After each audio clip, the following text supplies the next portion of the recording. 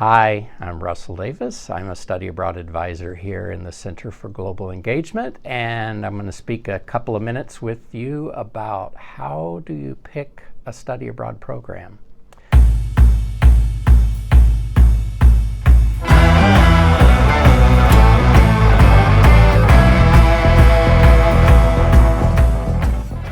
So I think the first thing is you should know that you can pretty much study abroad at any point as an undergraduate student. You need to have a minimum number of credits, usually 12, and you need to have a minimum GPA of 2.5.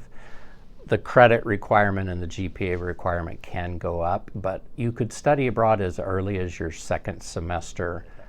You could study abroad as early as the first term after your freshman year. We typically have a lot of students who study abroad as sophomores, but you certainly can study abroad as a junior or senior.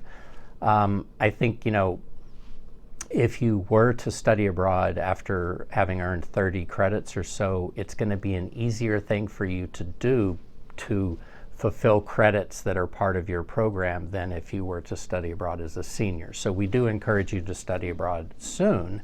But never, having said that, we do have seniors who study abroad all the time. And I'd say, because virtually every program we offer is taught in English, you don't need to speak the language of the host country.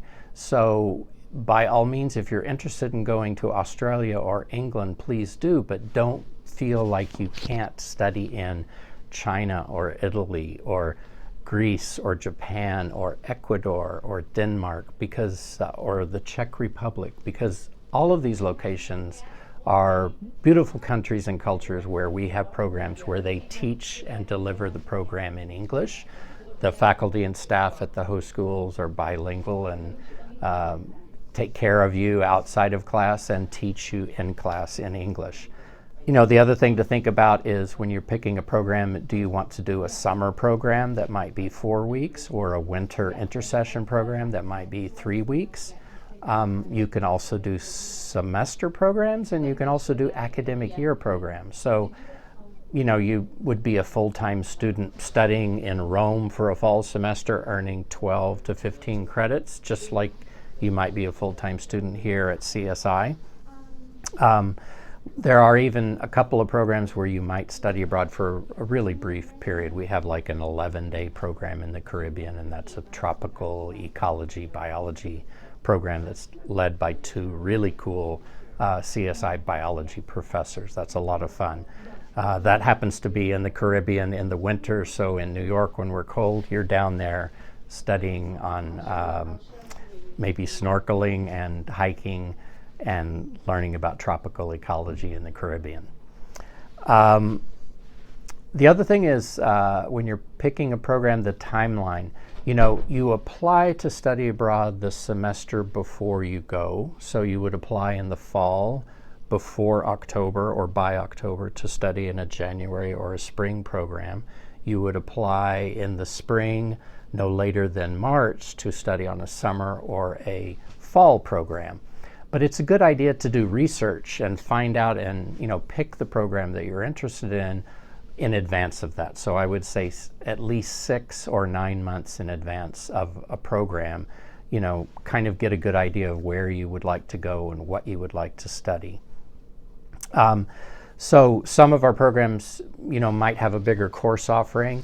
You certainly can take courses that might fulfill major or minor requirements or gen ed requirements. At the very least, any program that we're going to help you go on, you're going to earn college credit, and the grades will figure into your GPA.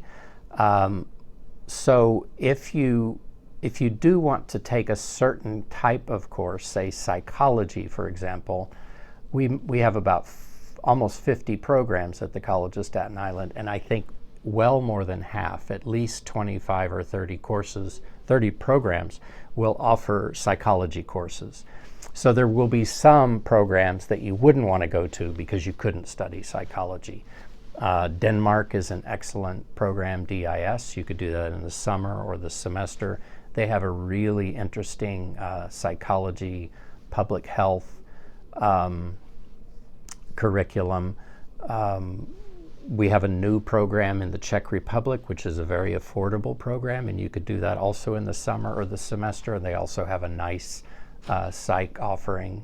You have many different options. Another thing you might consider when you're picking a program is the cost of studying abroad.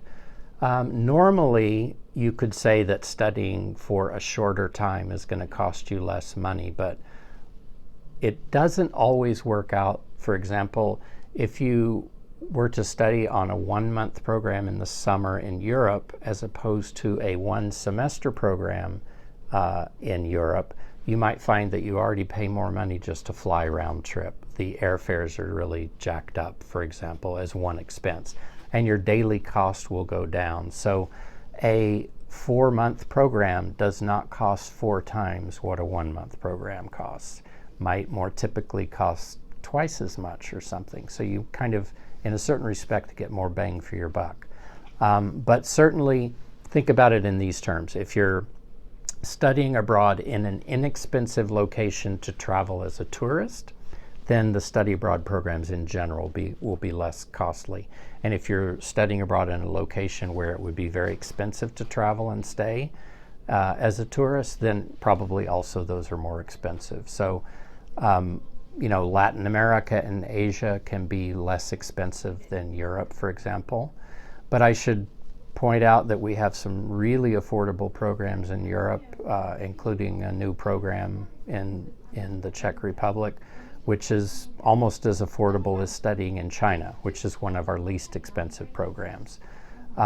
So the other thing to think about when you're costing out a program, know that you can use financial aid and that you can also apply for many scholarships. So do some research on that. I'll have another little video to talk about budgeting for a program, but you have many options to both apply for grant and loan money to help you go through financial aid and apply for scholarships to help you make this happen. Hope that you can come by and visit us, and we'll help you sort through the process of picking a program so that you can study abroad as an undergraduate student at CSI. Look forward to meeting you.